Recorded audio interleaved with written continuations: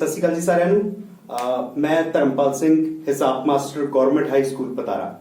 ਵਿਦਿਆਰਥੀਓ, ਅੱਜ ਅਸੀਂ ਕਲਾਸ 8ਵੀਂ ਦਾ 12ਵਾਂ ਅਧਿਆਇ ਘਾਤ ਅੰਕ ਅਤੇ ਘਾਤ ਜਿਹੜੇ ਹੈਗੇ ਉਹਦੇ ਬਾਰੇ ਚਰਚਾ ਕਰਾਂਗੇ।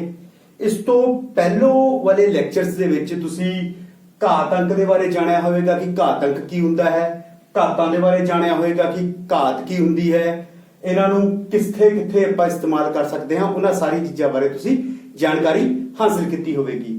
ਅੱਛਾ ਵਿਦਿਆਰਥੀਓ, ਜਦੋਂ ਤੱਕ ਸਾਨੂੰ ਇਹ ਨਾ ਪਤਾ ਲੱਗੇ ਕਿ ਅਸੀਂ ਉਸ ਚੀਜ਼ ਨੂੰ, ਕਿਸੇ ਵੀ ਚੀਜ਼ ਨੂੰ ਕਿਸ ਜਗ੍ਹਾ 'ਚ ਇਸਤੇਮਾਲ ਕਰ ਰਹੇ ਹਾਂ, ਤਦ ਤੱਕ ਉਹ ਅਧਿਆਇ ਜਿਹੜਾ ਹੈਗਾ ਅਸੀਂ ਸਮਝ ਤਾਂ ਲੈਂਦੇ ਹਾਂ, ਲੇਕਿਨ ਸਾਡਾ ਦਿਮਾਗ ਜਿਹੜਾ ਹੈਗਾ ਉਹਨੂੰ ਕਬੂਲ ਕਰਨ ਤੋਂ ਮਨਾ ਕਰ ਦਿੰਦਾ ਹੈ। ਠੀਕ ਹੈ ਜੀ।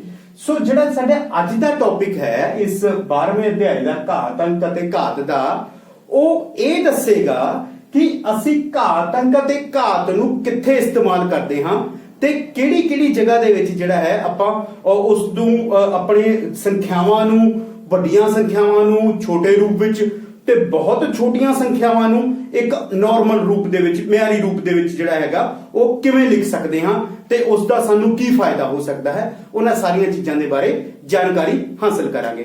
ਸਭ ਤੋਂ ਪਹਿਲਾਂ ਹੈ ਵਿਦਿਆਰਥੀਓ, ਅਸੀਂ ਅੱਜ ਦਾ ਟੌਪਿਕ ਕੀਤਾ ਹੈ ਕਿ ਛੋਟੀਆਂ ਸੰਖਿਆਵਾਂ ਨੂੰ ਘਾਤ ਅੰਕਾਂ ਦਾ ਪ੍ਰਯੋਗ ਕਰਕੇ ਮਿਆਰੀ ਰੂਪ ਵਿੱਚ ਦਰਸਾਓ। ਠੀਕ ਹੈ ਵਿਦਿਆਰਥੀਓ, ਇਸ ਤੋਂ ਭਾਵ ਇਹ ਹੈ ਕਿ ਸਾਡੇ ਕੋਲ ਛੋਟੀਆਂ ਸੰਖਿਆਵਾਂ, ਇੱਥੇ ਤਾਂ ਮੈਂ ਕਹਿੰਦਾ ਛੋਟੀਆਂ ਸੰਖਿਆਵਾਂ ਦਾ ਜ਼ਿਕਰ ਕੀਤਾ, ਲੇਕਿਨ ਜ਼ਰੂਰੀ ਨਹੀਂ ਕਿ ਛੋਟੀਆਂ, ਬਹੁਤ ਵੱਡੀਆਂ ਸੰਖਿਆਵਾਂ ਵੀ ਹੋ ਸਕਦੀਆਂ। ਇਸ ਦੇ ਲਈ ਵਿਦਿਆਰਥੀਓ ਆਪਾਂ ਨਾ ਇੱਕ ਦੋ ਉਦਾਹਰਨਾਂ ਲੈ ਕੇ ਚੱਲਦੇ ਹਾਂ। ਪਹਿਲਾਂ ਆਪਾਂ ਇਸ ਟੌਪਿਕ ਨੂੰ ਸ਼ੁਰੂ ਕਰਨ ਤੋਂ ਪਹਿਲਾਂ ਮੈਨੂੰ ਵੈਸੇ ਹੀ ਕਿਸੇ ਮੇਰੇ ਮਿੱਤਰ ਨੇ ਕਿਹਾ, ਕਹਿੰਦਾ ਕੀ ਤੈਨੂੰ ਪਤਾ ਹੈ ਕਿ ਧਰਤੀ ਤੇ ਸੂਰਜ ਦੀ ਦੂਰੀ ਕਿੰਨੀ ਹੈ, ਜਾਂ ਫਿਰ ਧਰਤੀ ਤੇ ਜਿਹੜਾ ਸਾਡਾ ਪਹਿਲਾ ਸਭ ਤੋਂ ਲਾਗਵੇਂ ਵਾਲਾ ਤਾਰਾ ਸੂਰਜ ਨੂੰ ਛੱਡ ਕੇ ਅਲਫਾ ਸੈਂਚੁਰੀ ਹੈ, ਉਸ ਤੱਕ ਸਾਡੇ ਦੂਰੀ ਕਿੰਨੀ ਹੈ? ਮੈਂ ਕਿਹਾ ਵੀ ਮੈਨੂੰ ਤਾਂ ਨਹੀਂ ਪਤਾ। ਅੱਛਾ, ਉਸਨੇ ਵੀ ਕੀ ਕੀਤਾ, ਉਸਨੇ ਇੱਕ ਅੰਦਾਜ਼ਾ ਮਤਲਬ ਉਸਨੇ ਮੈਨੂੰ ਬੇਵਕੂਫ ਬਣਾਉਣ ਲਈ ਕਹਿ ਲਓ, ਕੁਝ ਵੀ ਕਹਿ ਲਓ, ਉਸਨੇ ਮੈਨੂੰ ਕਿਹਾ ਪਤਾ ਕਿੰਨੇ ਮੀਟਰ ਹੈ? ਆ ਦੇਖੋ, ਉਹਨੇ ਕਿਹਾ 1 2 3 4 5 6 7 8 9 10 11 12 13 14 15 16 17 18 19, ਕਹਿੰਦਾ ਇੰਨੇ ਮੀਟਰ ਹੈ ਜੀ। ਠੀਕ ਹੈ ਜੀ। ਅੱਛਾ, ਐਡੀ ਵੱਡੀ ਰਕਮ ਦੇਖ ਕੇ ਮੈਂ ਵੈਸੇ ਹੀ ਕਹਿਤਾ, ਮੈਂ ਕਿਹਾ ਹੋ ਸਕਦਾ ਹੋਵੇ। ਠੀਕ ਹੈ ਜੀ। ਪਰ ਜੇਕਰ ਇਹੀ ਚੀਜ਼ ਨੂੰ ਮੈਂ ਕਿਸੇ ਹੋਰ ਨੂੰ ਦੱਸਣਾ ਹੋਵੇ ਤਾਂ ਮੈਂ ਕੀ ਕਰਾਂਗਾ? ਮੈਂ ਸਭ ਤੋਂ ਪਹਿਲਾਂ ਦੇਖੋ ਕਿੰਨੀ ਮੁਸ਼ਕਿਲ ਚੀਜ਼ ਹੈ ਵਿਦਿਆਰਥੀਓ, ਪਹਿਲਾਂ ਲਰਨ ਕਰਨਾ ਪਏਗਾ। 1 2 3 4 5 6 7 8 9 10 11 12 13 14 15 16 17 18 19 ਸਿਫਰਾਂ ਲੱਗੀਆਂ ਨੇ ਇੱਕ ਦੇ ਪਿੱਛੇ। ਫਿਰ ਜਾ ਕੇ ਸਾਨੂੰ ਇਹ ਚੀਜ਼ ਪਤਾ ਲੱਗਦੀ ਹੈ ਕਿ ਇਹ ਜਿਹੜੀ ਚੀਜ਼ ਹੈ ਇਹ ਕਿੰਨੀ ਵੱਡੀ ਚੀਜ਼ ਹੈ ਨਾ, ਇਹ ਕਿੰਨਾ ਵੱਡੀ ਰਕਮ ਹੈ। ਹੁਣ ਇਸ ਹੀ ਰਕਮ ਨੂੰ ਜਿਹੜਾ ਮਿਆਰੀ ਰੂਪ ਦੇ ਵਿੱਚ ਲਿਖਣਾ ਜਿਹੜਾ ਹੈਗਾ ਨਾ, ਉਹੀ ਸਾਡਾ ਅੱਜ ਦਾ ਜਿਹੜਾ ਟੌਪਿਕ ਹੈ ਕਿ ਕੋਈ ਬਹੁਤ ਵੱਡੀ ਚੀਜ਼ ਹੈ, ਉਸ ਨੂੰ ਆਪਾਂ ਆਮ ਭਾਸ਼ਾ ਦੇ ਵਿੱਚ ਕਿਵੇਂ ਲਿਆ ਸਕੀਏ। ਠੀਕ ਹੈ ਜੀ। ਮੈਂ ਤੁਹਾਨੂੰ ਦੱਸਣਾ ਹੋਵੇ ਤਾਂ ਮੈਂ ਤੁਹਾਨੂੰ ਕੀ ਦੱਸਾਂ ਕਿ 1 0 0 0 0 0 0 0 0 ਕਰਕੇ ਜਦ ਤੱਕ ਮੈਂ ਜ਼ੀਰੋਆਂ ਬੋਲੂੰਗਾ ਤੁਹਾਨੂੰ ਇਹੀ ਭੁੱਲ ਜਾਣਾ ਕਿ ਮੈਂ ਜ਼ੀਰੋਆਂ ਕਿੰਨੀਆਂ ਬੋਲੀਆਂ ਹਨ। ਠੀਕ ਹੈ ਜੀ। ਸੋ ਇਸ ਚੀਜ਼ ਨੂੰ ਮਿਆਰੀ ਰੂਪ ਦੇ ਵਿੱਚ ਲਿਖਣ ਦੇ ਲਈ ਐਡੀਆਂ ਵੱਡੀਆਂ ਰਕਮਾਂ ਨੂੰ ਜਾਂ ਫਿਰ ਇਸ ਤਰ੍ਹਾਂ ਦੀਆਂ ਹੀ ਬਹੁਤ ਛੋਟੀਆਂ ਰਕਮਾਂ ਨੂੰ, ਜਿਵੇਂ ਅਸੀਂ ਅਣੂਆਂ ਦੇ ਬਾਰੇ ਪੜ੍ਹਦੇ ਹਾਂ, ਹਨਾ, ਐਟਮ ਦੇ ਬਾਰੇ ਪੜ੍ਹਦੇ ਹਾਂ। ਕੋਈ ਤੁਹਾਨੂੰ ਇਹ ਪੁੱਛ ਲਵੇ ਕਿ ਬਈ ਐਟਮ ਦਾ ਜਿਹੜਾ ਵਿਆਸ ਹੈ ਉਹ ਕਿਹਦੇ ਬਰਾਬਰ ਹੈ ਜੀ, ਉਹਦਾ ਅਰਧ ਵਿਆਸ ਕਿਹਦੇ ਬਰਾਬਰ ਹੈ? ਐਟਮ ਦੇ ਅੰਦਰ ਨਿਊਕਲੀਅਸ ਹੁੰਦਾ ਹੈ ਜੀ ਇੱਕ, ਠੀਕ ਹੈ ਜੀ, ਉਹਦਾ ਵਿਆਸ ਕਿਹਦੇ ਬਰਾਬਰ ਹੈ ਜਾਂ ਉਹਦਾ ਅਰਧ ਵਿਆਸ ਕਿਹਦੇ ਬਰਾਬਰ ਹੈ ਜਾਂ ਕਿੰਨਾ ਵੱਡਾ ਹੋਏਗਾ? ਸੋਚੋ ਯਾਰ, ਜਿਹੜੀ ਚੀਜ਼ ਨਜ਼ਰ ਹੀ ਨਹੀਂ ਆ ਰਹੀ ਹੈ ਉਹਦਾ ਅਰਧ ਵਿਆਸ ਕਿੰਨਾ ਛੋਟਾ ਹੋਏਗਾ। ਠੀਕ ਹੈ ਜੀ। ਤੇ ਉਸ ਚੀਜ਼ ਨੂੰ ਅਸੀਂ ਕਿਵੇਂ ਦੱਸ ਸਕਦੇ ਹਾਂ, ਉਹਨਾਂ ਚੀਜ਼ਾਂ ਦੇ ਬਾਰੇ ਵੀ ਆਪਾਂ ਜ਼ਿਕਰ ਕਰ ਰਹੇ ਹਾਂ। ਤੇ ਕਿੰਨੀ ਵੱਡੀ ਰਕਮ ਜਿਹੜੀ ਹੈਗੀ ਆਪਾਂ ਲਿਖੀ ਹੋਈ ਆ, ਉਸ ਚੀਜ਼ ਦੇ ਬਾਰੇ ਵੀ ਆਪਾਂ ਇੱਥੇ ਜ਼ਿਕਰ ਕਰ ਰਹੇ ਹਾਂ। ਜਿਵੇਂ ਮੰਨ ਲਓ ਇਹੀ ਚੀਜ਼ ਹੈ, ਆਪਾਂ ਵਿਆਸ ਦੀ ਐਟਮ ਦੀ ਗੱਲ ਕਰੀਏ, ਨਿਊਕਲੀਅਸ ਦੀ ਗੱਲ ਕਰੀਏ, ਮੈਂ ਸਿਰਫ ਅੰਦਾਜ਼ਾ ਲਗਾ ਰਿਹਾ ਹਾਂ। ਮੇਰੀਆਂ ਰਕਮਾਂ ਨੂੰ, ਇਹਨਾਂ ਨੂੰ ਤੁਸੀਂ ਸੱਚ ਦੇ ਨਾਲ ਉਹ ਬ੍ਰੇਕ ਕੇ ਨਹੀਂ ਦੇਖਣਾ ਕਿ ਵੀ ਐਟਮ ਦਾ, ਮੈਂ ਤੁਹਾਨੂੰ ਕਹਿ ਰਿਹਾ ਵੈਸੇ ਹੀ ਮੈਨੂੰ ਕਿਸੇ ਨੇ ਦੱਸਿਆ ਕਿ ਜਿਹੜਾ ਐਟਮ ਹੈ ਉਹ ਇੱਕ ਦਾ, ਮੰਨ ਲਓ ਆ 3 ਤੇ 3 6 7, ਇੱਕ ਦੇ ਪਿੱਛੇ 7 ਜ਼ੀਰੋਵਾਂ ਹਿੱਸਾ ਇੰਨੇ ਮੀਟਰ ਹੈ ਜੀ। ਠੀਕ ਹੈ ਜੀ। ਹੁਣ ਇਹ ਮਤਲਬ 1 ਮੀਟਰ ਦਾ ਇੰਨੇ ਟੁਕੜੇ ਕਰ ਦਿੱਤੇ ਜਾਣ ਤਾਂ ਫਿਰ ਉਹਦਾ ਜਿਹੜਾ ਇੱਕ ਉਹਦਾ ਅਰਧ ਵਿਆਸ ਆਂਦਾ ਹੋਏਗਾ, ਕਿਸੇ ਵੀ ਚੀਜ਼ ਦਾ ਆਪਾਂ ਮੰਨ ਲੈਂਦੇ ਆ। ਠੀਕ ਹੈ। ਕਿੰਨੀ ਛੋਟੀ ਰਕਮ ਹੈ। ਠੀਕ ਹੈ ਜੀ। ਕਿ ਇਸ ਨੂੰ ਵੀ ਲਿਖਣ ਦਾ ਕੋਈ ਵੱਖਰਾ ਢੰਗ ਹੋਣਾ ਚਾਹੀਦਾ ਹੈ ਜਾਂ ਹੈ? ਠੀਕ ਹੈ ਜੀ। ਉਹੀ ਚੀਜ਼ ਦੇ ਬਾਰੇ, ਉਹਨਾਂ ਚੀਜ਼ਾਂ ਦੇ ਬਾਰੇ ਹੀ ਜਿਹੜਾ ਅੱਜ ਦਾ ਸਾਡਾ ਟੌਪਿਕ ਹੈ ਉਹ ਚਰਚਾ ਜਿਹੜਾ ਹੈਗਾ ਉਹਦੀ ਕਰੇਗਾ। ਆਓ ਵਿਦਿਆਰਥੀਓ, ਇਹ ਤਾਂ ਸਿਰਫ ਉਦਾਹਰਨਾਂ ਲੈ ਕੇ ਚੱਲਿਆ ਸੀ ਮੈਂ। ਹੁਣ ਅਸੀਂ ਕੀ ਕਰਦੇ ਹਾਂ, ਇਹਨਾਂ ਉਦਾਹਰਨਾਂ ਦੇ ਨਾਲ ਹੀ ਜਿਹੜੀਆਂ ਰੀਅਲਿਸਟਿਕ ਚੀਜ਼ਾਂ ਹੈ ਉਹਨਾਂ ਦੀ ਜਰਾ ਚਰਚਾ ਕਰਕੇ ਦੇਖਦੇ ਹਾਂ। ਹੁਣ ਜਿਹੜੀ ਚੀਜ਼ ਮੈਂ ਕਹਾਂਗਾ ਉਹ ਬਿਲਕੁਲ ਸਹੀ ਤੇ ਦਰੁਸਤ ਹੋਏਗੀ। ਹਲੇ ਤੱਕ ਜਿਹੜੀ ਮੈਂ ਚੀਜ਼ ਕਹੀ ਸੀ ਉਹ ਇੱਕ ਅੰਦਾਜ਼ਾ ਸੀ। ਸਭ ਤੋਂ ਪਹਿਲੀ ਚੀਜ਼ ਹੈ ਵਿਦਿਆਰਥੀਓ, ਪ੍ਰਿਥਵੀ ਆਪਾਂ ਗੱਲ ਕੀਤੀ ਸੀ ਹੁਣੀ, ਪ੍ਰਿਥਵੀ ਤੋਂ ਸੂਰਜ ਦੀ, ਦੇਖੋ ਧਰਤੀ ਤੇ ਸੂਰਜ ਸਭ ਤੋਂ ਲਾਗਵੀਂ ਚੀਜ਼ਾਂ ਨੇ ਜਿਹੜੀਆਂ ਚੀਜ਼ਾਂ ਆਪਾਂ ਦੋਵੇਂ ਦੇਖ ਸਕਦੇ ਹਾਂ, ਧਰਤੀ ਤੇ ਸੂਰਜ ਦੀ। ਧਰਤੀ ਤੋਂ ਸੂਰਜ ਦੀ ਦੂਰੀ ਦੇਖੋ ਕਿੰਨੀ ਬਰਾਬਰ ਹੈ, ਮੈਂ ਇੱਥੇ ਲਿਖਣ ਲੱਗਾ ਹਾਂ 149,600,000,000 ਮੀਟਰ ਹੈ। ਸਭ ਤੋਂ ਪਹਿਲਾਂ ਇਹ ਚੀਜ਼ ਆ ਗਈ। ਅਸੀਂ ਵਿਦਿਆਰਥੀਓ 1 by 1 ਕਰਾਂਗੇ ਤੇ ਉਸ ਦੇ ਨਾਲ ਹੀ ਉਸ ਚੀਜ਼ ਨੂੰ ਥੋੜਾ ਜਿਹਾ ਅੱਗੇ ਫਿਰ ਸਮਝਣ ਦੀ ਕੋਸ਼ਿਸ਼ ਕਰਾਂਗੇ। ਸਭ ਤੋਂ ਪਹਿਲਾਂ ਆ ਗਿਆ ਪ੍ਰਿਥਵੀ ਤੋਂ ਸੂਰਜ ਦੀ ਦੂਰੀ ਜਿਹੜੀ ਹੈਗੀ ਉਹ ਇੰਨੇ ਮੀਟਰ ਹੈ। ਤਾਂ ਇਸ ਚੀਜ਼ ਨੂੰ ਮੈਂ ਕਿਸ ਢੰਗ ਨਾਲ ਲਿਖ ਸਕਦਾ ਹਾਂ? ਠੀਕ ਹੈ ਜੀ, ਪਹਿਲਾਂ ਇਹਦੀ ਚਰਚਾ ਕਰਾਂਗੇ, ਹੌਲੀ ਹੌਲੀ ਕਰਕੇ ਆਪਾਂ ਹੋਰ ਐਗਜ਼ਾਮਪਲਾਂ ਵੀ ਕਰਦੇ ਰਵਾਂਗੇ ਤਾਂ ਉਹਨਾਂ ਦੀ ਚਰਚਾ ਵੀ ਆਪਾਂ ਨਾਲ ਦੇ ਨਾਲ ਕਰਦੇ ਰਵਾਂਗੇ। ਠੀਕ ਹੈ, ਹੁਣ ਦੇਖਦੇ ਹਾਂ ਜੀ ਆ ਚੀਜ਼ ਆ ਗਈ ਇੰਨੇ ਮੀਟਰ। ਇਸ ਚੀਜ਼ ਨੂੰ ਮੈਂ ਦੁਬਾਰਾ ਫਿਰ ਜਿਹੜਾ ਹੈ ਇੱਥੇ ਅਲੱਗ ਤੌਰ ਦੇ ਉੱਤੇ ਲਿਖ ਕੇ ਲਿਖਦਾ ਹਾਂ 149,600,000,000 ਇਹ ਚੀਜ਼ ਆ ਗਈ ਸੀ। ਅੱਛਾ, ਇਹ ਡਾਟ ਮੈਂ ਕਿਉਂ ਪਾਇਆ? ਕਿਉਂਕਿ ਅਸੀਂ ਜਦੋਂ ਛੋਟੀ ਕਲਾਸ ਦੇ ਵਿੱਚ ਦਸ਼ਮਲਵ ਦਾ ਕਨਸੈਪਟ ਕੀਤਾ ਸੀ, ਅਸੀਂ ਇਹ ਕਿਹਾ ਸੀਗਾ ਕਿ ਮੰਨ ਲਓ ਤੁਹਾਡੇ ਕੋਲ ਇੱਥੇ ਮੈਂ ਸਾਈਡ ਤੇ ਲਿਖਣ ਲੱਗਾ, ਮੰਨ ਲਓ ਤੁਹਾਡੇ ਕੋਲ 2 ਹੈ, ਕੱਲਾ 2 ਨੰਬਰ ਲਿਖਿਆ ਤੁਸੀਂ, ਇਸ ਦਾ ਅਰਥ 2.0 ਜਿਹੜਾ ਹੈਗਾ ਉਹ ਲਿਖ ਸਕਦੇ ਹਾਂ ਅਸੀਂ। ਠੀਕ ਹੈ ਜੀ, ਕੋਈ ਵੀ ਜਿਹੜਾ ਨੰਬਰ ਹੁੰਦਾ ਹੈ ਉਹਦੇ ਐਂਡ ਦੇ ਵਿੱਚ 0 ਹੁੰਦਾ, ਉਸ ਤੋਂ ਬਾਅਦ ਜੇਕਰ ਉਹ ਦਸ਼ਮਲਵ ਦੇ ਵਿੱਚ ਨਹੀਂ ਹੈ ਤਾਂ ਮਤਲਬ ਉਹਦਾ 0.0 ਆਪਾਂ ਲਿਖ ਸਕਦੇ ਹਾਂ ਉਹਨੂੰ। ਠੀਕ ਹੈ ਜੀ, ਸੋ ਆ ਚੀਜ਼ ਦੇ ਹਿਸਾਬ ਦੇ ਨਾਲ ਅਸੀਂ ਜਿਹੜਾ ਹੈ ਇਸ ਚੀਜ਼ ਨੂੰ ਕੀ ਕਰ ਦਿੱਤਾ, 0.0 ਕਰ ਦਿੱਤਾ, ਇੱਥੇ ਦਸ਼ਮਲਵ। ਠੀਕ ਹੈ ਜੀ, ਹੁਣ ਇਸ ਨੂੰ ਜੇਕਰ ਮੈਂ ਮਿਆਰੀ ਰੂਪ ਦੇ ਵਿੱਚ ਲਿਖਣਾ ਚਾਹੁੰਦਾ ਹਾਂ ਤੇ ਮੈਂ ਕੀ ਕਰਾਂਗਾ ਵਿਦਿਆਰਥੀਓ, ਮੈਂ ਸੱਜੇ ਤੋਂ ਖੱਬੇ ਵੱਲ ਨੂੰ, ਠੀਕ ਹੈ, ਮੂਵ ਕਰਾਂਗਾ। ਮੈਂ ਇਸ ਦਸ਼ਮਲਵ ਨੂੰ ਕਿੱਥੇ ਲੈ ਕੇ ਜਾਣਾ ਚਾਹੁੰਦਾ? ਮੈਂ ਚਾਹੁੰਦਾ ਹਾਂ ਕਿ ਇਹ ਦਸ਼ਮਲਵ ਇੱਥੇ ਆ ਜਾਵੇ।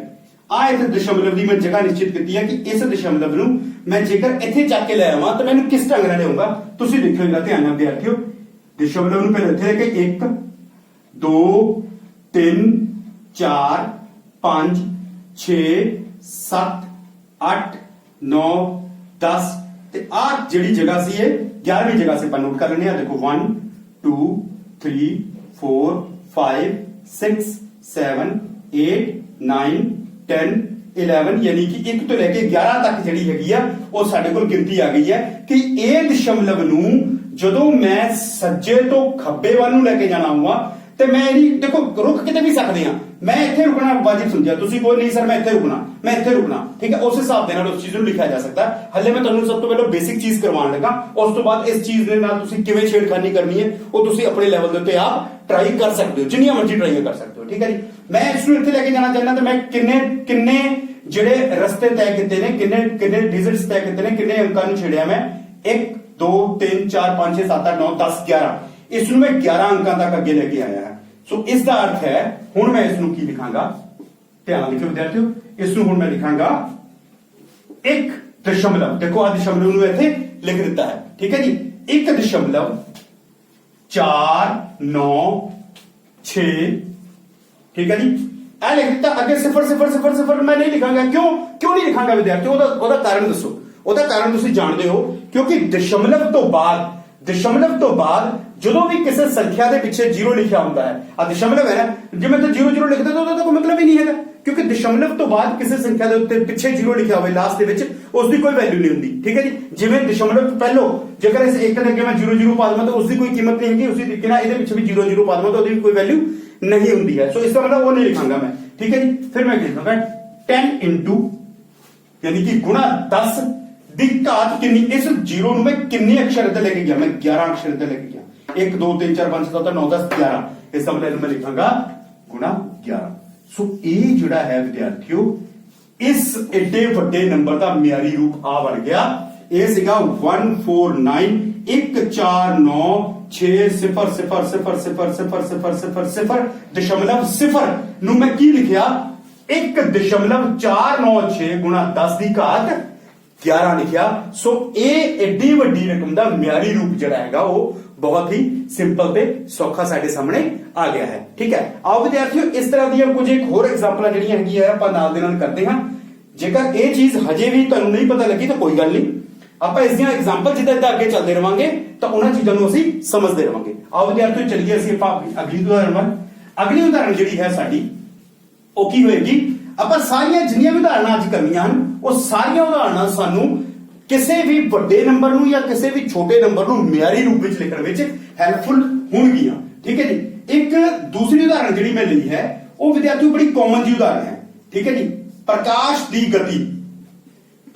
ਦੀ ਗਤੀ ਕਿੰਨੀ ਹੈ ਵਿਦਿਆਰਥੀਓ 300,000,000 ਮੀਟਰ ਪਰ ਸੈਕਿੰਡ यानी कि प्रति मीटर सेकंड ਜਿਹੜੀ ਹੈਗੀ ਆ ਉਹ ਇਹਦੀ ਗਤੀ ਦਿੱਤੀ ਹੋਈ ਹੈ। ਅਸੀਂ ਇਸ ਗਤੀ ਨੂੰ ਐਡੀ ਵੱਡੀ ਗਤੀ ਨੂੰ ਮਿਆਰੀ ਰੂਪ ਦੇ ਵਿੱਚ ਲਿਖਣਾ ਚਾਹੁੰਦਾ ਹਾਂ ਕਿ ਇਹਨੂੰ ਕਿਸ ਢੰਗ ਨਾਲ ਮੈਂ ਸ਼ਾਰਟ ਫਾਰਮ ਦੇ ਵਿੱਚ ਲਿਖ ਸਕਦਾ ਹਾਂ। ਦੇਖੋ ਇਹਨੂੰ ਫਿਰ ਦੁਬਾਰਾ ਮੈਂ ਲਿਖਦਾ ਹੈ ਇੱਥੇ 0 0 0 0 0 0 0 ਆ ਸੀ ਵਿਦਿਆਰਥੀਓ। ਲਾਸਟ ਦੇ ਵਿੱਚ ਦਸ਼ਮਲਵ ਆਏਗਾ ਤਾਂ 0 ਆਏਗਾ। ਇਹ ਤਾਂ ਹੋਏਗਾ ਹੀ ਹੋਏਗਾ। ਕਿਉਂ? ਕਿਉਂਕਿ ਮੈਂ ਦੱਸਿਆ ਹੈ ਜਦੋਂ ਵੀ ਕੋਈ ਨੰਬਰ ਹੁੰਦਾ ਹੈ ਉਹਦੇ ਲਾਸਟ ਦੇ ਵਿੱਚ ਦਸ਼ਮਲਵ ਤੋਂ ਬਾਅਦ 0 ਆਏਗਾ। ਜੇ ਆਲਰੇਡੀ ਦਸ਼ਮਲਵ ਨਹੀਂ ਹੈਗਾ ਤਾਂ ਦਸ਼ਮਲਵ ਮੈਂ ਆਪ ਲਗਾਤਾ ਉਸ ਤੋਂ ਬਾਅਦ 0 ਲਗਾਤਾ। ਹੁਣ ਮੈਂ ਇਸ ਦਸ਼ਮਲਵ ਨੂੰ ਕਿੱਥੇ ਲਿਜਾਣਾ ਚਾਹੁੰਦਾ? ਮੈਂ ਚਾਹੁੰਦਾ ਕਿ ਇੱਥੇ ਆ ਜਾਵੇ ਜਿੱਥੋਂ ਸਾਡੇ 0 ਤੋਂ ਇਲਾਵਾ ਕੋਈ ਅੰਕ ਸ਼ੁਰੂ ਹੁੰਦੇ ਹਨ ਉੱਥੇ ਤੱਕ ਮੈਂ ਇਹਨੂੰ ਲੈ ਕੇ ਆ ਗਿਆ। ਇਹਨੂੰ ਮੈਂ ਇੱਥੇ ਲੈ ਕੇ ਆਣਾ ਚਾਹੁੰਦਾ। ਕਿੱਦਾਂ ਆਵਾਂਗਾ? ਇਹਨੂੰ ਮੈਂ ਇੱਧਰ ਮੂਵ ਕਰਾਂਗਾ ਸੱਜੇ ਤੋਂ ਖੱਬੇ ਵੱਲ ਨੂੰ। 1 2 3 4 5 6 7 8 ठीक है जी। देख ले देखो 1 2 3 4 5 6 7 8 यानी कि इस दशमलव ਨੂੰ मैं 8 डिजिट 8 अंक ਜਿਹੜਾ ਹੈਗਾ ਉਹ ਅੱਗੇ ਲੈ ਕੇ ਆਇਆ। तो इस तो भाव ਇਹ ਹੋਇਆ कि इस नंबर ਨੂੰ ਜੇਕਰ ਮੈਂ ਮਿਆਰੀ ਰੂਪ ਦੇ ਵਿੱਚ ਲਿਖਣਾ ਹੋਵੇ ਤਾਂ 3 ਦਸ਼ਮਲਵ 0 ਦਸ਼ਮਲਵ ਤੋਂ ਬਾਅਦ ਸਿਰਫ ਇੱਕ 0 लगाना लगाओ नहीं लगाना ना लगाओ ਤੁਹਾਡੀ ਮਰਜ਼ੀ ਹੈ। ठीक है जी। क्योंकि दशमलव बाद 0 ਦਾ ਕੋਈ ਮਤਲਬ ਹੁੰਦਾ। ਇਹ ਕਿੰਨਾ ਹੈ ਨਾ ਗੁਣਾ 10 ਦੀ ਘਾਤ ਕਿੰਨੀ ਆਏਗੀ ਜੀ? ਹੁਣ ਤਾਂ ਆਪਾਂ ਨੂੰ ਪਤਾ ਹੈ ਦਸ਼ਮਲਵ ਨੂੰ ਕਿੰਨੇ ਅੰਕ ਅੱਗੇ ਲੈ ਕੇ ਗਿਆ ਮੈਂ 8। ਇਹਦਾ ਮਤਲਬ 10 ਦੀ ਘਾਤ ਕਿੰਨੀ ਹੈਗੀ 8 ਪ੍ਰਤੀ ਮੀਟਰ ਸੈਕਿੰਡ। ਆ ਜਿਹੜਾ ਹੈਗਾ ਆ ਮੇਰੇ ਕੋਲ ਪ੍ਰਕਾਸ਼ ਦੀ ਗਤੀ ਕਿੱਡੀ ਵੱਡੀ ਮੈਨੂੰ ਲੱਗਦੀ ਵੀ ਸੀ ਇੱਥੇ 3000000 ਕਰਕੇ ਸ਼ਾਇਦ ਯਾਦ ਕਰਨੀ ਵੀ ਮੁਸ਼ਕਿਲ ਹੁੰਦੀ। ਉਹੀ ਚੀਜ਼ ਮੇਰੇ ਕੋਲ ਆ ਗਈ 3 ਗੁਣਾ 10 ਦੀ ਘਾਤ 8 मीटर पर सेकंड। ठीक है विद्यार्थियों। अच्छा ਇਹ ਜਿਹੜੀਆਂ ਚੀਜ਼ਾਂ ਵਿਦਿਆਰਥੀਓ ਆਪਾਂ ਕੀਤੀਆਂ ਨੇ ਮੈਂ ਲਿਖਿਆ ਤਾਂ ਇੱਥੇ ਸੀਗਾ ਕਿ ਛੋਟੀਆਂ ਸੰਖਿਆਵਾਂ ਨੂੰ ਜਿਹੜਾ ਘਾਤ ਅੰਕਾਂ ਦਾ ਪ੍ਰਯੋਗ ਕਰਦੇ ਹੋਏ ਮਿਆਰੀ ਰੂਪ ਵਿੱਚ ਲਿਖਣਾ। ਲੇਕਿਨ ਮੈਂ ਸ਼ੁਰੂਆਤ ਜਿਹੜੀ ਕੀਤੀ ਸੌਖੀ ਚੀਜ਼ ਤੋਂ ਕੀਤੀ ਆ ਕਿ ਸਭ ਤੋਂ ਪਹਿਲਾਂ ਅਸੀਂ ਵੱਡੀਆਂ ਨੂੰ ਸਿੱਖ ਲਈਏ। ਠੀਕ ਹੈ। ਉਸ ਤੋਂ ਬਾਅਦ ਛੋਟੀਆਂ ਨੂੰ ਜਿਹੜਾ ਹੈਗਾ ਆਪਾਂ ਕਰ ਲਵਾਂਗੇ ਕਿਉਂਕਿ ਛੋਟੀਆਂ ਨੂੰ ਕਰਨਾ ਜੇ ਇਹ ਪਤਾ ਲੱਗੇਗਾ ਤਦ ਉਹ ਚੀਜ਼ ਪਤਾ ਲੱਗੇਗੀ। ਠੀਕ ਹੈ ਵਿਦਿਆਰਥੀਓ। ਚਲੋ ਮੈਂ ਉਮੀਦ ਕਰਦਾ ਹਾਂ ਤੁਸੀਂ ਇਹਨਾਂ ਦੋ ਉਦਾਹਰਨਾਂ ਦੇ ਨਾਲ ਕਿਸੇ ਵੀ ਵੱਡੀਆਂ ਰਕਮਾਂ ਨੂੰ ਮਿਆਰੀ ਰੂਪ ਦੇ ਵਿੱਚ ਲਿਖਣਾ ਤੁਸੀਂ ਸਿੱਖ ਲਿਆ ਹੋਵੇਗਾ ਤੇ ਆਪਾਂ ਇਹਨਾਂ ਨੂੰ ਹੁਣ ਛੋਟੀਆਂ ਰਕਮਾਂ ਨੂੰ ਮਿਆਰੀ ਰੂਪ ਦੇ ਵਿੱਚ ਸਿੱਖਦੇ ਹਾਂ। ਆਓ ਵਿਦਿਆਰਥੀਓ ਚੱਲਦੇ ਹਾਂ ਆਪਾਂ ਆਪਣੀ ਤੀਸਰੀ ਉਦਾਹਰਨ ਵੱਲ। ਤੀਸਰੀ ਉਦਾਹਰਨ ਜਿਹੜੀ ਹੈ ਸਾਡੀ ਉਹ ਵੀ ਸਾਇੰਸ ਦੇ ਨਾਲ। ਅੱਛਾ ਇੱਕ ਚੀਜ਼ ਤੁਸੀਂ ਨੋਟਿਸ ਕਰਿਓ ਜਿਹੜੀ ਬਹੁਤ ਵੱਡੀਆਂ ਚੀਜ਼ਾਂ ਤੇ ਛੋਟੀਆਂ ਚੀਜ਼ਾਂ ਆ ਅਕਸਰ ਸਾਇੰਸ ਦੇ ਵਿੱਚ ਜਿਹੜੀ ਹੈਗੀ ਵਿਗਿਆਨ ਦੇ ਵਿੱਚ ਜ਼ਿਆਦਾ ਇਸਤੇਮਾਲ ਹੁੰਦੇ। ਕਿਉਂ? ਦੇਖੋ ਅਣੂਆਂ ਦੀ ਗੱਲ ਆਉਂਦੀ ਆ। ਮੈਂ ਉਦਾਹਰਨ ਲਈ ਅਣੂਆਂ ਦੀ ਮੈਂ ਧਰਤੀ ਤੋਂ ਸੂਰਜ ਤੱਕ ਦੀ ਦੂਰੀ ਦੇ ਵਿਚਕਾਰ ਦੀ ਗੱਲ ਕੀਤੀ ਆ। ਮੈਂ ਪ੍ਰਕਾਸ਼ ਦੀ ਗਤੀ ਦੀ ਗੱਲ ਕੀਤੀ ਆ। ਇਹਨਾਂ ਸਾਰੀਆਂ ਚੀਜ਼ਾਂ ਨੂੰ ਜਿਹੜਾ ਹੈਗਾ ਆ ਮੈਂ ਭੌਤਿਕ ਵਿਗਿਆਨ ਜਾਂ ਜੀਵ ਵਿਗਿਆਨ ਜਾਂ ਰਸਾਇਣ ਵਿਗਿਆਨ ਕਿਸੇ ਨਾ ਕਿਸੇ ਵਿਗਿਆਨਿਕ ਰੂਪ ਦੇ ਵਿੱਚ ਮੈਂ ਇਹਨਾਂ ਨੂੰ ਦੇਖਦਾ ਤੇ ਪੜ੍ਹਦਾ ਹਾਂ। ਠੀਕ ਹੈ ਜੀ। ਇਹ ਕਿਉਂ ਹੈ? ਕਿਉਂਕਿ ਵਿਗਿਆਨ ਹੀ ਇੱਕ ਇਦਾਂ ਦੀ ਚੀਜ਼ ਹੈ ਜਿਹੜੀ ਕਿਸੇ ਚੀਜ਼ ਨੂੰ ਬਹੁਤ ਛੋਟੇ ਤੇ ਬਹੁਤ ਵੱਡੇ ਰੂਪ ਦੇ ਵਿੱਚ ਜਿਹੜੀ ਹੈਗੀ ਉਹ ਦੇਖ ਸਕਦੀ ਹੈ। ਠੀਕ ਹੈ ਜੀ। ਸੋ ਉਹਨਾਂ ਨੂੰ ਗਣਿਤ ਉਸ ਦੀ ਹੈਲਪ ਕਰਦਾ ਹੈ ਉਹਨਾਂ ਚੀਜ਼ਾਂ ਨੂੰ ਲਿਖਣ ਦੇ ਵਿੱਚ ਤੇ ਸਮਝਣ ਦੇ ਵਿੱਚ। ਆਓ ਵਿਦਿਆਰਥੀਓ ਹੁਣ ਛੋਟੀਆਂ ਰਕਮਾਂ ਵੱਲ ਚੱਲਦੇ ਹਾਂ। ਤੀਸਰੀ ਉਦਾਹਰਨ ਦੇ ਵਿੱਚ ਵਿਦਿਆਰਥੀਓ ਮੈਂ ਲਿਖਦਾ ਹਾਂ ਲਾਲ ਖੂਨ ਕੋਸ਼ਿਕਾਵਾਂ ਜਿਹੜੀਆਂ ਹੁੰਦੀਆਂ ਹਨ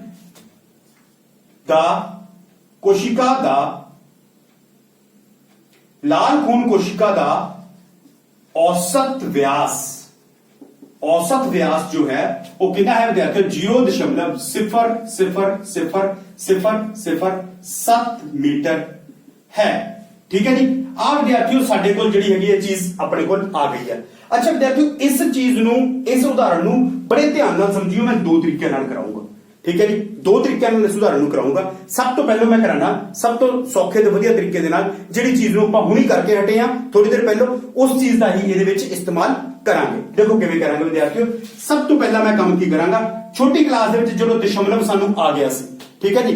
दशमलव दे विच असीं की करदे सी मैं इत्थे उदाहरण लेना तुहाडे कोल आएगा 2.3 ਤੁਸੀਂ ਕੀ ਕਰਦੇ ਸੀ ਦਸ਼ਮਲਵ ਦਾ ਨਿਸ਼ਾਨ ਦਿੰਦੇ ਸੀ ਹਟਾ ਉੱਥੇ ਲਗਾਉਂਦੇ ਸੀ 1 ਦਸ਼ਮਲਵ ਦੇ ਵਿੱਚ ਇੱਕ ਅਕਸ਼ਰ ਦਾ ਬਟਾ 1 0 ਲੱਗ ਜਾਂਦੀ ਸੀ ਕਿੰਨਾ ਬਣ ਜਾਂਦਾ ਸੀ 23/10। ਠੀਕ ਹੈ ਵਿਦਿਆਰਥੀਓ। ਇਸੇ ਚੀਜ਼ ਨੂੰ ਵਿਦਿਆਰਥੀਓ ਮੈਂ ਇੱਥੇ ਜਿਹੜਾ ਹੈ ਨਾਲ ਦੇ ਨਾਲ ਲੈ ਕੇ ਚੱਲਾਂਗਾ। ਕਿਵੇਂ?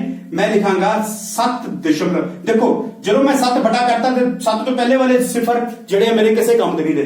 देखो जिथे दशमलव से उत्थे लिखता 1, उस तो बाद कितने सिफर बचे 1 2 3 4 5 6, यानी कि 1 2 3 4 5 6 आ मेरे को चीज बन गई इन्ने मीटर, यानी कि है 7 बटा 1 दे पिछे 6 जीरोआं ਜਿਹੜੀਆਂ ਹੈਗੀਆਂ ਮੇਰੇ ਕੋਲ ਗੱਲ ਇਹਦੀ ਬਣ ਗਈ ਹੈ। ठीक है जी। ਹੁਣ ਜਿੰਨੀਆਂ ਜ਼ੀਰੋਆਂ ਹੁੰਦੀਆਂ ਨੇ ਧਿਆਨ ਨਾਲ ਦੇਖੋ ਵਿਦਿਆਰਥੀਓ, ਇਹਨੂੰ ਮੈਂ ਕੀ ਲਿਖ ਸਕਦਾ 1 2 3 4 5 6। ਇਸ ਤੋਂ ਪਿਛਲੀਆਂ ਐਕਸਰਸਾਈਜ਼ ਦੇ ਵਿੱਚ ਜਾਂ ਪਿਛਲੇ ਲੈਕਚਰ ਦੇ ਵਿੱਚ ਅਸੀਂ ਇਹ ਦੇਖਿਆ ਕਿ 10 1 ਦੇ ਪਿੱਛੇ ਜਿੰਨੀਆਂ ਜ਼ੀਰੋਆਂ ਹੁੰਦੀਆਂ ਆ, ਠੀਕ ਹੈ ਜੀ, ਅਸੀਂ ਉਹਨੂੰ 10 ਦੀ ਘਾਤ ਲਿਖ ਸਕਦੇ ਹਾਂ, ਯਾਨੀ ਕਿ 6 ਸਿਫਰ ਹੈ ਤਾਂ 10 ਦੀ ਘਾਤ ਕਿੰਨੀ ਆ ਗਈ 6 ਆ ਗਈ ਹੈ। ਠੀਕ ਹੈ ਜੀ। ਇਸ ਤੋਂ ਬਾਅਦ ਅਸੀਂ ਘਾਤ ਅੰਕ ਦੇ ਹੀ ਰੂਲ ਜਿਹੜੇ ਹੈਗੇ ਨੇ ਇਸ ਤੋਂ ਪਹਿਲੇ ਵਾਲੇ ਲੈਕਚਰਸ ਦੇ ਵਿੱਚ ਕੀਤੇ ਹੋਏ ਨੇ, ਉਹਨਾਂ ਵਿੱਚ ਅਸੀਂ ਕੀ ਕੀਤਾ ਸੀ, ਜੇਕਰ ਘਾਤ ਜਿਹੜੀ ਹੈਗੀ ਆ 10 ਦੀ ਘਾਤ 6 ਬਟੇ ਦੇ ਵਿੱਚ ਹੋਵੇ, ਇਹਨੂੰ ਉੱਪਰ ਲੈ ਕੇ ਆਵਾਂਗੇ ਤਾਂ ਇਹ ਬਣ ਜਾਂਦੀ ਹੈ 10 ਦੀ ਘਾਤ ਘਟਾਓ 6 ਤੇ ਸਾਡੇ ਕੋਲ ਉੱਤਰ ਕੀ ਆ ਗਿਆ ਇਸ ਦਾ 10 ਗੁਣਾ 7 ਗੁਣਾ 10 ਦੀ ਘਾਤ 6 ਮੀਟਰ ਜਿਹੜਾ ਹੈ ਉਹ ਸਾਡੇ ਕੋਲ ਲਾਲ ਖੂਨ ਕੋਸ਼ਿਕਾ ਦਾ ਔਸਤ ਵਿਆਸ ਜਿਹੜਾ ਹੈਗਾ ਉਹ ਨਿਕਲ ਕੇ ਆ ਗਿਆ। ਕਿੰਨਾ ਆਇਆ ਵਿਦਿਆਰਥੀਓ 7 ਗੁਣਾ 10 ਦੀ ਘਾਤ 6 ਮੀਟਰ। ਅੱਛਾ ਵਿਦਿਆਰਥੀਓ, ਇਹ ਤੁਸੀਂ ਇੱਕ ਤਰੀਕਾ ਜਿਸ ਨੂੰ ਮੇਰੇ ਖਿਆਲ ਨਾਲ ਸਮਝਣਾ ਵੀ ਬੜਾ ਆਸਾਨ ਰਿਹਾ ਹੋਣਾ ਆ। ठीक है जी। क्यों? क्योंकि देखो दोबारा मैं दस देना 7 लिखिया बटा किन्नियां जीरोआं दी दशमलव तो बाद किन्ने अक्षर है दशमलव तो बाद 1 2 3 4 5 6 1 ਦੇ ਪਿੱਛੇ 6 जीरोआं ਪਾਤੀਆਂ। ठीक है जी। ਉਸ ਤੋਂ ਬਾਅਦ 1 ਦੇ ਪਿੱਛੇ 6 जीरोआं ਹੈ ਤਾਂ 10 ਦੀ ਘਾਤ ਕਿੰਨੀ ਹੋ ਗਈ 6। ਇਹ ਆਪਾਂ ਪਿਛਲੇ ਲੈਕਚਰਸ ਦੇ ਵਿੱਚ ਕੀਤਾ ਹੋਇਆ ਹੈ। ਠੀਕ ਹੈ ਜੀ। ਤੇ ਜਦੋਂ 10 ਦੀ ਘਾਤ 6 ਨੂੰ ਆਪਾਂ ਬਟੇ ਦੀ ਰਕਮ ਤੋਂ ਥੱਲੇ ਉੱਪਰ ਲੈ ਕੇ ਜਾਵਾਂਗੇ ਤਾਂ ਘਾਤ ਦਾ ਨਿਸ਼ਾਨ ਬਦਲ ਜਾਏਗਾ ਤੇ 6 ਹੈ ਤੇ ਇੱਥੇ ਘਟਾਓ ਦਾ 6 ਆ ਗਿਆ ਤੇ ਸਾਡੇ ਕੋਲ ਆਹ ਵਾਲੀ ਰਕਮ ਜਿਹੜੀ ਹੈਗੀ ਹੈ ਬਦਲ ਕੇ ਕੀ ਬਣ ਗਈ 7 ਗੁਣਾ 10 ਦੀ ਘਾਤ -6 ਮੀਟਰ ਬਣ ਗਈ ਹੈ। ਠੀਕ ਹੈ। ਅੱਛਾ, ਇਸ ਹੀ ਸਵਾਲ ਨੂੰ ਵਿਦਿਆਰਥੀਓ ਜੇਕਰ ਦੂਸਰੇ ਤਰੀਕੇ ਨਾਲ ਤੁਸੀਂ ਕਰਨਾ ਚਾਹੋ ਤਾਂ ਕਿਵੇਂ ਕਰ ਸਕਦੇ ਹੋ, ਉਸ ਨੂੰ ਵੀ ਆਪਾਂ ਚਰਚਾ ਕਰ ਲਈਏ ਇੱਕ ਵਾਰੀ। ਉਸ ਤੋਂ ਬਾਅਦ ਆਪਾਂ ਚੱਲਾਂਗੇ ਆਪਣੀ ਅਗਲੇ ਸਵਾਲ। ਠੀਕ ਹੈ। ਇਹਦੇ ਵਿੱਚ ਜਿਹੜੀਆਂ 5 ਜ਼ੀਰੋਆਂ 1 2 3 4 5 7 ਆ ਵਿਦਿਆਰਥੀਓ ਆ ਗਿਆ ਆਪਣੇ ਕੋਲ। ਠੀਕ ਹੈ। ਜਦੋਂ ਅਸੀਂ ਵਿਦਿਆਰਥੀਓ ਇਸ ਤੋਂ ਪਹਿਲੇ ਵਾਲੇ ਸਵਾਲ ਵੱਡੀਆਂ ਰਕਮਾਂ ਨੂੰ ਮਿਆਰੀ ਰੂਪ ਵਿੱਚ ਲਿਖਣਾ ਸੀ, ਉਦੋਂ ਮੈਂ ਕੀ ਕੀਤਾ ਸੀ ਵਿਦਿਆਰਥੀਓ, ਉਦੋਂ ਮੈਂ ਦਸ਼ਮਲਵ ਨੂੰ ਸੱਜੇ ਤੋਂ ਖੱਬੇ ਵੱਲ ਨੂੰ ਜਿਹੜਾ ਹੈਗਾ ਉਹ ਮੂਵ ਕੀਤਾ ਸੀ, ਲੈ ਕੇ ਗਿਆ ਸੀ। ਠੀਕ ਹੈ ਜੀ। ਹੁਣ ਮੈਂ ਦਸ਼ਮਲਵ ਨੂੰ ਖੱਬੇ ਤੋਂ ਸੱਜੇ ਵੱਲ ਨੂੰ ਲੈ ਕੇ ਜਾਣਾ ਆ ਤੇ ਦੇਖੋ ਕਿੰਨੇ ਅਕਸ਼ਰ ਲੈ ਕੇ ਜਾਣਾ। ਮੈਂ ਦਸ਼ਮਲਵ ਇੱਥੇ ਲਗਾਉਣਾ ਚਾਹਨਾ, ਮੈਂ ਇੱਥੇ ਤੁਹਾਨੂੰ ਵੈਸੇ ਦੱਸਦਾ ਮੈਂ ਚਾਹਨਾ ਕਿ ਦਸ਼ਮਲਵ 7 ਦਸ਼ਮਲਵ 0 ਜਾਂ ਇਦਾਂ ਦੀ ਕੋਈ ਰਕਮ ਬਣ ਜਾਵੇ, ਮਤਲਬ ਕਿ ਦਸ਼ਮਲਵ ਜਿਹੜਾ ਹੈਗਾ ਉਹ 7 ਤੋਂ ਬਾਅਦ ਆਵੇ। ਤਾਂ ਇਹਦਾ ਮਤਲਬ ਦਸ਼ਮਲਵ ਨੂੰ ਮੈਂ ਕਿੱਥੇ ਲੈ ਕੇ ਗਿਆ 1 2 3 4 5 6 ਦਸ਼ਮਲਵ ਨੂੰ ਮੈਂ ਇੱਥੇ ਲੈ ਕੇ ਜਾਣਾ। ਕਿੰਨਵੀਂ ਜਗ੍ਹਾ 'ਚ? ਪਹਿਲੀ ਦੂਜੀ ਤੀਜੀ ਚੌਥੀ ਪੰਜਵੀਂ ਛੇਵੀਂ। ਕਿੱਧਰੋਂ ਲੈ ਕੇ ਗਿਆ ਮੈਂ? ਖੱਬੇ ਤੋਂ ਸੱਜੇ ਵੱਲ ਨੂੰ। ਜਦੋਂ ਵੀ ਅਸੀਂ ਸੱਜੇ ਤੋਂ ਖੱਬੇ ਵੱਲ ਨੂੰ ਮੁੜੇ ਆ ਤੇ ਘਾਤ ਜਮਾ ਦੀ ਆਉਂਦੀ ਆ, ਤੇ ਜਦੋਂ ਅਸੀਂ ਖੱਬੇ ਤੋਂ ਸੱਜੇ ਵੱਲ ਨੂੰ ਜਾਵਾਂਗੇ ਤਾਂ ਘਾਟ ਜਿਹੜੀ ਹੈਗੀ ਉਹ ਕਦੀ ਆਏਗੀ ਘਟਾਓ ਦੀ ਆਏਗੀ। ਇਹ ਦਸ਼ਮਲਵ ਇੱਥੇ ਚਲਾ ਗਿਆ, ਇਹਦਾ ਮਤਲਬ ਬਣ ਗਿਆ 7.0 ਲਿਖਣਾ ਲਿਖੋ, ਨਹੀਂ ਲਿਖਣਾ ਨਾ ਲਿਖੋ। ਦਸ਼ਮਲਵ ਇੱਥੇ ਆ ਗਿਆ ਗੁਣਾ 10 ਦੀ ਘਾਤ ਕਿੰਨੀ ਆ 6 ਆ, ਲੇਕਿਨ ਕਿਉਂਕਿ ਅਸੀਂ ਖੱਬੇ ਤੋਂ ਸੱਜੇ ਵੱਲ ਨੂੰ ਗਏ ਹਾਂ ਇਸ ਕਰਕੇ ਘਟਾਓ 6। ਇਹ ਵੀ ਤੁਹਾਡੇ ਕੋਲ ਵਿਦਿਆਰਥੀਓ ਇੱਕ ਸਿੱਧਾ ਤਰੀਕਾ ਜਿਹੜਾ ਹੈਗਾ ਆ ਉਹ ਆ ਸਕਦਾ ਹੈ, ਜਿੱਦਾਂ ਵੀ ਲਾਲ ਕੋਸ਼ਿਕਾਵਾਂ ਦੀ ਔਸਤ ਵਿਆਸ ਅਸੀਂ ਕੱਢਣੀ ਸੀਗੀ। ਇਹ ਮੈਂ ਤੁਹਾਨੂੰ ਦੋ ਤਰੀਕੇ ਦੱਸੇ ਨੇ ਵਿਦਿਆਰਥੀਓ। ਪਹਿਲਾ ਤਰੀਕਾ ਜੈਨੂਇਨ ਤਰੀਕਾ ਹੈਗਾ ਆ, ਜਿਸ ਤਰੀਕੇ ਦੇ ਨਾਲ ਅਸੀਂ ਸਟੈਪ ਬਾਈ ਸਟੈਪ ਚੱਲ ਕੇ ਇੱਥੇ ਪਹੁੰਚ ਸਕਦੇ ਹਾਂ, ਤੇ ਦੂਸਰਾ ਤਰੀਕਾ ਸਾਡੇ ਕੋਲ ਡਾਇਰੈਕਟ ਤਰੀਕਾ ਹੈਗਾ ਆ, ਜਿਹਦੇ ਨਾਲ ਅਸੀਂ ਆਪਣੇ ਦਸ਼ਮਲਵ ਨੂੰ ਖੱਬੇ ਤੋਂ ਸੱਜੇ ਵੱਲ ਨੂੰ ਮੂਵ ਕਰ ਰਹੇ ਹਾਂ ਤੇ ਉਹ ਦੇਖ ਲੈਣਾ ਕਿ ਕਿੰਨੇ ਡਿਜਿਟ ਕਿੰਨੇ ਅੰਕ ਮੂਵ ਕੀਤੇ ਨੇ। ਉਹਦੀ ਘਾਤ 19 ਆ ਜਾਏਗੀ 10 ਦੀ ਘਾਤ, ਜਿਹੜਾ ਮੰਨ ਲਓ ਇੱਥੇ 6 ਹੈ ਤੇ 10 ਦੀ ਘਾਤ 6 ਆ ਗਈ, ਲੇਕਿਨ ਕਿਹਦੇ ਵਿੱਚ ਆਏਗੀ ਘਟਾਓ 'ਚ ਆਏਗੀ। ਜਦੋਂ ਆਪਾਂ ਸੱਜੇ ਤੋਂ ਖੱਬੇ ਵੱਲ ਨੂੰ ਜਾਵਾਂਗੇ ਤਾਂ ਜਮਾ 'ਚ ਘਾਤ ਆਏਗੀ, ਤੇ ਜਦੋਂ ਖੱਬੇ ਤੋਂ ਸੱਜੇ ਵੱਲ ਨੂੰ ਜਾਵਾਂਗੇ ਤਾਂ ਘਾਤ ਕਿੱਥੇ ਆਏਗੀ ਘਟਾਓ ਦੇ ਵਿੱਚ ਆਏਗੀ। ਮੇਰਾ ਉਮੀਦ ਹੈ ਕਰਦਾ ਵਿਦਿਆਰਥੀਓ ਤੁਸੀਂ ਇਸ ਕੁਐਸਚਨ ਨੂੰ ਵੀ ਸਮਝਿਆ ਹੋਵੇਗਾ। ਆਓ ਵਿਦਿਆਰਥੀਓ ਇਸ ਤਰ੍ਹਾਂ ਦਾ ਇੱਕ ਹੋਰ ਕੁਐਸਚਨ ਕਰੀਏ ਤੇ ਉਸ ਨੂੰ ਹੋਰ ਬਰੀਕੀ ਦੇ ਨਾਲ ਜਿਹੜਾ ਹੈਗਾ ਉਹ ਸਮਝਣ ਦੀ ਕੋਸ਼ਿਸ਼ ਅਸੀਂ ਕਰਦੇ ਹਾਂ। ਵਿਦਿਆਰਥੀਓ ਕੁਐਸਚਨ ਨੰਬਰ 4, ਇਹਦੇ ਵਿੱਚ ਮੈਂ ਉਮੀਦ ਕਰਾਂਗਾ ਕਿ ਤੁਸੀਂ ਜੋ ਆਪਣਾ ਰੋਲ ਜਿਹੜਾ ਹੈਗਾ ਆ ਕਾਪੀ ਪੈਨ ਲਓ ਆਪਣੀ ਤੇ ਤੁਸੀਂ ਮੇਰੇ ਨਾਲ ਆਪ ਉਸ ਸਵਾਲ ਨੂੰ ਪਹਿਲਾਂ ਹੱਲ ਕਰੋ। ਮੈਂ ਇੱਥੇ ਬੜੇ ਆਰਾਮ ਦੇ ਨਾਲ ਉਹਨੂੰ ਹੱਲ ਕਰਦਾ ਰਹਾਂਗਾ ਤੇ ਚੈੱਕ ਕਰਿਓ ਕਿ ਕੀ ਤੁਸੀਂ ਉਹ ਸਵਾਲ ਸਹੀ ਕੀਤਾ ਹੈ ਜਾਂ ਗਲਤ ਕੀਤਾ ਹੈ। ਠੀਕ ਹੈ ਵਿਦਿਆਰਥੀਓ, ਚਲੋ ਪ੍ਰਸ਼ਨ ਨੰਬਰ 4 ਦੇ ਵਿੱਚ ਹੈ ਵਿਦਿਆਰਥੀਓ, ਇੱਕ ਕਾਗਜ਼ ਦੀ ਮੋਟਾਈ 0.0016 मीटर है। ठीक है जी। एक कागज की मोटाई, देखो कागज की मोटाई ਲਈ ਹੈ ਤਾਂ ਬੜੀ ਬਰੀਕ ਦੀ ਹੁੰਦੀ, ਫੁੱਟੇ ਨਾਲ ਤਾਂ ਮਾਪ ਨਹੀਂ ਸਕਦੇ। ਠੀਕ ਹੈ ਜੀ। ਇਸ ਕਰਕੇ ਇਹ ਕੀ ਲਿਆ ਮੈਂ 0.16 एक सॉरी 0.0016 ਜਿਹੜਾ ਹੈਗਾ ਆ ਇਹ ਮੀਟਰ ਉਹਦੀ ਮੋਟਾਈ ਹੈ। ਠੀਕ ਹੈ ਜੀ। ਅੱਛਾ ਵਿਦਿਆਰਥੀਓ ਇਸ ਚੀਜ਼ ਨੂੰ ਤੁਸੀਂ ਆਪਣੀ ਕਾਪੀ ਦੇ ਵਿੱਚ ਹੁਣੀ ਕਰਨਾ ਸ਼ੁਰੂ ਕਰ ਦਿਓ ਤੇ ਮੈਂ ਇਹਨੂੰ ਦੋਨਾਂ ਤਰੀਕਿਆਂ ਦੇ ਨਾਲ ਇੱਕ ਵਾਰੀ ਫਿਰ ਆਪ ਜੀ ਨੂੰ ਸਮਝਾਉਣ ਦੀ ਕੋਸ਼ਿਸ਼ ਕਰਦਾ ਹਾਂ। ਤੁਹਾਨੂੰ ਦੋਨਾਂ ਵਿੱਚੋਂ ਜਿਹੜਾ ਤਰੀਕਾ ਸੌਖਾ ਲੱਗਿਆ ਤੁਸੀਂ ਆਪਣੀ ਕਾਪੀ ਪੈਨ ਲੈ ਕੇ ਉਸ ਨੂੰ ਹੱਲ ਕਰਨਾ ਸ਼ੁਰੂ ਕਰ ਦਿਓ। ਮੈਂ ਦੋਨਾਂ ਤਰੀਕਿਆਂ ਨਾਲ ਕਰਾਂਗਾ। ਜੇ ਕਿਸੇ ਬੱਚੇ ਨੂੰ ਹੱਲੇ ਵੀ ਨਹੀਂ ਸਮਝ ਆਇਆ ਸੀ ਪਹਿਲੇ ਵਾਲਾ ਪਾਰਟ ਤੇ ਉਹ ਹੁਣ ਦੇਖ ਲਿਓ। ਸਭ ਤੋਂ ਪਹਿਲਾਂ ਮੈਂ ਕੀ ਕੀਤਾ 0.0016 ਇਹਦੇ ਵਿੱਚ ਦਸ਼ਮਲਵ ਇੱਥੇ ਹੈ, ਇਸ ਦਾ ਦਸ਼ਮਲਵ ਹਟਾ ਕੇ ਜਦੋਂ ਆਪਾਂ ਦਸ਼ਮਲਵ ਹਟਾ ਦਿੰਦੇ ਹਾਂ ਤੇ ਉਹਦੀ ਜਗ੍ਹਾ ਕੀ ਲੱਗ ਜਾਂਦਾ 1। ਫਿਰ ਕਿੰਨੇ ਅਕਸ਼ਰ ਸੀ ਦਸ਼ਮਲਵ ਤੋਂ ਬਾਅਦ 1 2 3 4 1 2 3 4 ਆ ਚੀਜ਼ ਆ ਗਈ ਸੀਗੀ। ਠੀਕ ਹੈ ਜੀ। ਹੁਣ ਆ ਚੀਜ਼ ਵਿੱਚ ਕੀ ਆ ਗਿਆ ਆਪਣੇ ਕੋਲ, ਇਹਨੂੰ ਤੁਸੀਂ ਲਿਖ ਸਕਦੇ ਹੋ 16/10 ਦੀ ਘਾਤ 4। ਠੀਕ ਹੈ ਜੀ। ਇਹਨੂੰ ਤੁਸੀਂ ਲਿਖ ਸਕਦੇ ਹੋ 16 ਗੁਣਾ 10 ਦੀ ਘਾਤ ਕਿੰਨੀ ਕਰ ਦਿੱਤੀ 4 ਸੌਰੀ 10 ਦੀ ਘਾਤ ਕਿੰਨੀ ਕਰ ਦਿੱਤੀ 4। ਇਹ ਚੀਜ਼ ਸਾਡੇ ਕੋਲ ਆ ਗਈ ਆ। ਜੇਕਰ ਤੁਸੀਂ ਇਸ ਦਸ਼ਮਲਵ ਨੂੰ ਇੱਥੇ ਲੈ ਕੇ ਜਾਣਾ ਚਾਹੁੰਦੇ ਹੋ ਇੱਥੇ। ਠੀਕ ਹੈ ਜੀ। ਜੇ ਤੁਸੀਂ ਦਸ਼ਮਲਵ ਨੂੰ 16 ਤੋਂ ਬਾਅਦ ਜਿਹੜਾ ਹੈਗਾ ਉਹ ਲੈ ਕੇ ਜਾਣਾ ਚਾਹੁੰਦੇ ਹੋ ਤਾਂ ਤੁਹਾਡੇ ਕੋਲ ਕਿੰਨਾ ਆ ਗਿਆ ਵਿਦਿਆਰਥੀਓ, ਇਸ ਸਵਾਲ ਦਾ ਜਵਾਬ ਕੀ ਆ ਗਿਆ ਤੁਹਾਡੇ ਕੋਲ 16 ਦੀ ਘਾਤ 16 ਗੁਣਾ 10 ਦੀ ਘਾਤ -4। ਠੀਕ ਹੈ ਵਿਦਿਆਰਥੀਓ। ਜੇਕਰ ਤੁਸੀਂ ਇਸ ਚੀਜ਼ ਨੂੰ ਦੂਸਰੇ ਢੰਗ ਨਾਲ ਕਰਨਾ ਚਾਹੁੰਦੇ ਹੋ, ਠੀਕ ਹੈ ਜੀ, ਜਿਵੇਂ ਕਿ ਇੱਥੇ 1 2 3 4 ਇਹਦੇ ਵਿੱਚ ਦਸ਼ਮਲਵ ਮੂਵ ਕਰਨਾ 1 2 3 4 ਇੱਥੇ ਮੂਵ ਕਰਨਾ ਤੁਸੀਂ ਦਸ਼ਮਲਵ ਨੂੰ। ਇਸ ਦਾ ਅਰਥ ਹੈ ਵਿਦਿਆਰਥੀਓ ਹੋਏਗਾ 16.0 ਗੁਣਾ 10 ਦੀ ਘਾਤ ਖੱਬੇ ਵੱਲ ਨੂੰ ਮੂਵ ਕੀਤਾ। ਦੇਖੋ ਖੱਬੇ ਤੋਂ ਸੱਜੇ ਵੱਲ ਨੂੰ ਚੱਲੇ ਆ ਅਸੀਂ। ਕਿੰਨੇ ਡਿਜਿਟ ਚੱਲੇ ਆ 4 ਤੇ ਘਟਾਂਗੇ ਘਟਾਓ 4 ਮੀਟਰ ਜਿਹੜਾ ਹੈ ਸਾਡੇ ਕੋਲ ਉੱਤਰ ਇਹਦਾ ਆ ਗਿਆ ਹੈ। ਠੀਕ ਹੈ ਜੀ। ਅੱਛਾ ਵਿਦਿਆਰਥੀਓ ਇਹ ਤਾਂ ਇੱਕ ਚੀਜ਼ ਸੀ, ਲੇਕਿਨ ਮੈਂ ਕਿਹਾ ਨਹੀਂ ਜੀ ਮੈਨੂੰ ਇਹ ਨਹੀਂ ਠੀਕ ਲੱਗ ਰਿਹਾ। ਮੈਂ ਜਿਹੜਾ ਹੈ ਦਸ਼ਮਲਵ ਨੂੰ 0.0016 ਮੈਂ ਦਸ਼ਮਲਵ ਨੂੰ ਕੇਵਲ ਇੱਥੇ ਤੱਕ ਲੈਣਾ ਚਾਹੁੰਦਾ ਹਾਂ। ਠੀਕ ਹੈ ਜੀ। ਮੈਂ ਚਾਹੁੰਦਾ ਕਿ ਨਹੀਂ ਦਸ਼ਮਲਵ ਇੱਥੇ ਆਵੇ। ਠੀਕ ਹੈ ਜੀ। ਫਿਰ ਕੀ ਹੋਏਗਾ ਜੀ, ਫਿਰ ਦਸ਼ਮਲਵ ਨੇ ਬਣਨਾ 1.6 ਗੁਣਾ 10 ਦੀ ਘਾਤ ਘਟਾਓ ਦਾ 3 ਮੀਟਰ। ਠੀਕ ਹੈ। ਸੋ ਵਿਦਿਆਰਥੀਓ ਇਹ ਜਿਹੜੀਆਂ ਚੀਜ਼ਾਂ ਹਨ ਇਹ ਆਪਣੇ ਆਪਣੇ ਲੈਵਲ ਦੇ ਵਿੱਚ ਜਿਹੜਾ ਹੈ ਤੁਸੀਂ ਉਸ ਚੀਜ਼ ਨੂੰ ਜਿਹੜਾ ਹੈ ਉਹ ਠੀਕ ਕਰ ਸਕਦੇ ਹੋ, ਜਾਂ ਇਸ ਚੀਜ਼ ਨੂੰ ਇਸ ਢੰਗ ਨਾਲ ਵੀ ਲਿਖਿਆ ਜਾ ਸਕਦਾ ਹੈ ਤੇ ਇਸ ਢੰਗ ਨਾਲ ਵੀ ਲਿਖਿਆ ਜਾ ਸਕਦਾ ਹੈ। ਠੀਕ ਹੈ ਵਿਦਿਆਰਥੀਓ। ਸੋ ਮੈਂ ਉਮੀਦ ਕਰਦਾ ਹਾਂ ਤੁਸੀਂ ਇਸ ਚੀਜ਼ ਨੂੰ ਸਮਝਿਆ ਹੋਵੇਗਾ ਤੇ ਚੰਗੀ ਤਰ੍ਹਾਂ ਕੀਤਾ ਵੀ ਹੋਵੇਗਾ। ਆਓ ਵਿਦਿਆਰਥੀਓ ਇਸ ਦੀਆਂ ਇੱਕ ਦੋ ਹੋਰ ਉਦਾਹਰਨਾਂ ਲੈ ਕੇ ਜਿਹੜਾ ਹੈ ਇਸ ਨੂੰ ਖਤਮ ਕਰੀਏ ਇਸ ਟੌਪਿਕ ਨੂੰ। ਉਸ ਤੋਂ ਬਾਅਦ ਅਸੀਂ ਜਿਹੜਾ ਹੈ ਇਸ ਦੇ ਨੈਕਸਟ ਟੌਪਿਕ ਦੇ ਵੱਲ ਮੂਵ ਕਰਾਂਗੇ। ਠੀਕ ਹੈ ਵਿਦਿਆਰਥੀਓ। ਚਲੋ ਇਸ ਦੇ ਵਿਦਿਆਰਥੀਓ ਕੁਝ ਇੱਕ ਸਵਾਲ ਹਨ, ਅਸੀਂ ਇੱਥੇ ਸਵਾਲ ਲਿਖ ਦਿੰਦੇ ਹਾਂ ਤੇ ਬਾਰੀ-ਬਾਰੀ ਜਿਹੜਾ ਹੈ ਉਹਨਾਂ ਨੂੰ ਜਿਹੜਾ ਹੈ ਨੋਟ ਇੱਥੇ ਕਰਾਂਗੇ। ਠੀਕ ਹੈ। ਇਸ ਦੇ ਵਿੱਚ ਆਪਾਂ ਇਹਨੂੰ ਰੱਬ ਕਰਦੇ ਹਾਂ ਤੇ ਸਵਾਲ ਲਿਖਦੇ ਹਾਂ ਇੱਥੇ। ਉਹਨਾਂ ਸਾਰੇ ਸਵਾਲਾਂ ਨੂੰ ਅਸੀਂ ਕੋਸ਼ਿਸ਼ ਕਰਾਂਗੇ ਕਿ ਆਪ ਆਪਣੇ ਹਿਸਾਬ ਨਾਲ ਜਿਹੜਾ ਉਹਨਾਂ ਨੂੰ ਤੁਸੀਂ ਹੱਲ ਕਰਨਾ ਹੈ। ਹੇਠ ਲਿਖੀਆਂ ਸੰਖਿਆਵਾਂ ਨੂੰ ਮਿਆਰੀ ਰੂਪ ਵਿੱਚ ਲਿਖੋ। ਮਿਆਰੀ ਰੂਪ ਵਿੱਚ ਲਿਖੋ। ਠੀਕ ਹੈ। ਦੇਖੋ ਹੁਣ ਉਹਨੇ ਸਵਾਲ ਹੀ ਇਹੀ ਕਹਿ ਦਿੱਤਾ ਕਿ ਹੇਠ ਲਿਖੀਆਂ ਸੰਖਿਆਵਾਂ ਨੂੰ ਮਿਆਰੀ ਰੂਪ ਵਿੱਚ ਲਿਖੋ। ਪਹਿਲੀ ਸੰਖਿਆ ਹੈ ਵਿਦਿਆਰਥੀਓ 0.000000564। ਠੀਕ ਹੈ ਜੀ। ਦੂਸਰੀ ਸੰਖਿਆ ਹੈ ਵਿਦਿਆਰਥੀਓ ਮੇਰੇ ਕੋਲ 0.0000021। ਆ ਦੋ ਸੰਖਿਆਵਾਂ ਮੈਂ ਲਈਆਂ। ਮੈਂ ਇਹਦੇ ਵਿੱਚ ਵੱਡੀ ਸੰਖਿਆ ਨਹੀਂ ਲਈ ਕਿਉਂਕਿ ਵੱਡੀ ਸੰਖਿਆ ਜਿਹੜੀ ਹੈਗੀ ਉਹ ਬੜਾ ਸੌਖਾ ਉਹਨਾਂ ਨੂੰ ਕਰਨਾ ਆ। ਉਹ ਆਪਾਂ ਸਟਾਰਟਿੰਗ ਦੇ ਵਿੱਚ ਕੀਤਾ ਸੀਗਾ ਤੇ ਬੜੇ ਵਧੀਆ ਤਰੀਕੇ ਨਾਲ ਆਪਾਂ ਉਹਨੂੰ ਕਰ ਸਕਦੇ। ਛੋਟੀਆਂ ਸੰਖਿਆਵਾਂ ਦੇ ਵਿੱਚ ਦਿੱਕਤ ਆਉਂਦੀ ਹੈ, ਇਸ ਕਰਕੇ ਅਸੀਂ ਇਹ ਦੋ ਅਲੱਗ-ਅਲੱਗ ਐਗਜ਼ਾਮਪਲਾਂ ਲੈ ਲਈਆਂ। ਆਓ ਵਿਦਿਆਰਥੀਓ ਤੁਸੀਂ ਇਸ ਨੂੰ ਆਪਣੀ ਕਾਪੀ ਤੇ ਕਰਨਾ ਸ਼ੁਰੂ ਕਰੋ ਤੇ ਮੈਂ ਇਸ ਨੂੰ ਇੱਥੇ ਬੋਰਡ ਦੇ ਉੱਤੇ ਕਰਨਾ ਸ਼ੁਰੂ ਕਰਾਂਗਾ। ਠੀਕ ਹੈ। ਸਭ ਤੋਂ ਪਹਿਲਾਂ ਵਿਦਿਆਰਥੀਓ ਤੁਸੀਂ ਦਸ਼ਮਲਵ ਨੂੰ ਖੱਬੇ ਤੋਂ ਸੱਜੇ ਵੱਲ ਨੂੰ ਮੂਵ ਕਰਨਾ ਹੈ। ਕਿੰਨਾ 1 2 3 4 5 6 7 ਤੁਸੀਂ ਇੱਥੇ ਰੁਕਣਾ ਚਾਹੁੰਦੇ ਹੋ, ਮੈਂ ਇੱਥੇ ਰੁਕਣਾ ਚਾਹੁੰਦਾ। ਮੈਂ ਕਹਿੰਦਾ ਦੇਖੋ ਇਹਨੂੰ ਮੈਂ ਅਲੱਗ ਰੱਖ, ਮੈਂ ਕਿਹਾ ਮੈਂ ਇੱਥੇ ਰੁਕਣਾ ਜੀ। ਮੇਰੇ ਕੋਲ ਉੱਤਰ ਆਏਗਾ 5.64। ਦੇਖੋ ਦਸ਼ਮਲਵ ਇੱਥੇ ਰੁਕਿਆ ਨਾ ਮੈਂ, ਇਹ ਬਣ ਗਿਆ 5.64 ਗੁਣਾ ਕਿੰਨੇ ਸੀਗੇ ਜੀ 1। ਦੇਖੋ ਇੱਧਰ ਉੱਧਰ ਕੇ 1 2 3 4 5 6 7। ਦੇਖੋ 1 ਇਹੀ ਗਿਆ ਸੀ ਨਾ 1 2 3 4 5 6 7। ਇਹਦਾ ਮਤਲਬ ਇਹ ਆ ਗਿਆ 10 ਦੀ ਘਾਤ ਘਟਾਓ 7 ਜਿਹੜਾ ਹੈ ਉਹ ਮੇਰੇ ਕੋਲ ਇਹਦਾ ਜਿਹੜਾ ਮਿਆਰੀ ਰੂਪ ਦੇ ਵਿੱਚ ਉੱਤਰ ਇਹਦਾ ਆ ਗਿਆ ਹੈ। ਜੇਕਰ ਤੁਸੀਂ ਇਸ ਨੂੰ ਦੂਸਰੇ ਸ਼ਬਦਾਂ ਦੇ ਵਿੱਚ ਕਰਨਾ ਚਾਹੁੰਦੇ ਹੋ ਤਾਂ ਇਹ ਵੀ ਕਰ ਸਕਦੇ ਹੋ, ਕੋਈ ਏਡੀ ਗੱਲ ਨਹੀਂ ਹੈਗੀ ਆ।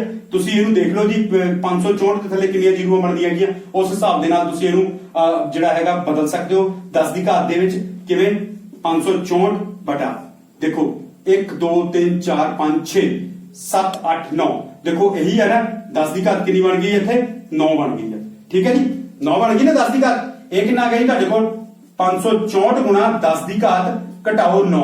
ਹੁਣ ਅੱਧੇ ਵਿਦਿਆਰਥੀ ਉੱਠ ਕੇ ਕਹਿਣਗੇ ਕਿ ਸਰ ਇੱਥੇ ਤਾਂ ਕੁਝ ਹੋਰ ਆ ਗਿਆ ਜੀ, ਇੱਥੇ ਕੁਝ ਹੋਰ ਆ ਗਿਆ। ਲੇਕਿਨ ਧਿਆਨ ਨਾਲ ਦੇਖੋ, ਇਹ ਦੋਨੋਂ ਰਕਮਾਂ ਬਿਲਕੁਲ ਸਹੀ ਹਨ। ਕਿਉਂ ਸਹੀ ਹਨ? ਕਿਉਂਕਿ ਇੱਥੇ 5.64 ਗੁਣਾ 10 ਦੀ ਘਾਤ -7 ਹੈ, ਇੱਥੇ 564 ਗੁਣਾ 10 ਦੀ ਘਾਤ -9 ਹੈ। ਜਿਹੜੇ ਦੋ ਅੱਖਰਾਂ ਦਾ ਫਰਕ ਪੈ ਰਿਹਾ ਹੈ ਉਹ ਆਹ ਵਾਲੇ ਦੋ ਅਕਸ਼ਰ ਹਨ।